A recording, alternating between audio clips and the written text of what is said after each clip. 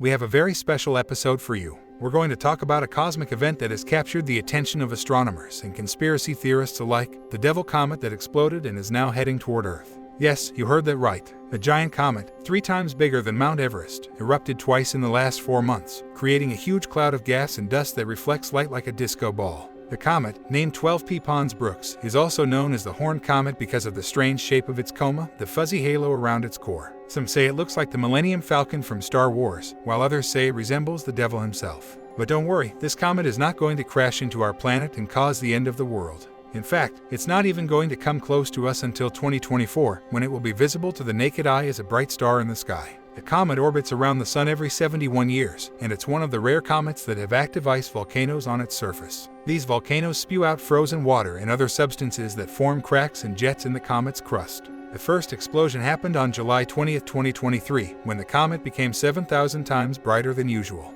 The second explosion happened on October 5, 2023, when the comet grew horns that were visible even with a small telescope. Scientists are not sure what causes these horns, but they think it could be related to the shape of the comet's nucleus or some kind of blockage in its vents. The Devil Comet is one of the most fascinating and mysterious objects in our solar system, and it's sure to spark more interest and curiosity as it approaches Earth in the next few years. Who knows what secrets it holds and what surprises it will reveal. Maybe it will even inspire some celebrities to name their children after it or get a tattoo of it. Thank you for listening and stay tuned for more updates on this cosmic phenomenon. Until next time, God bless and stay safe.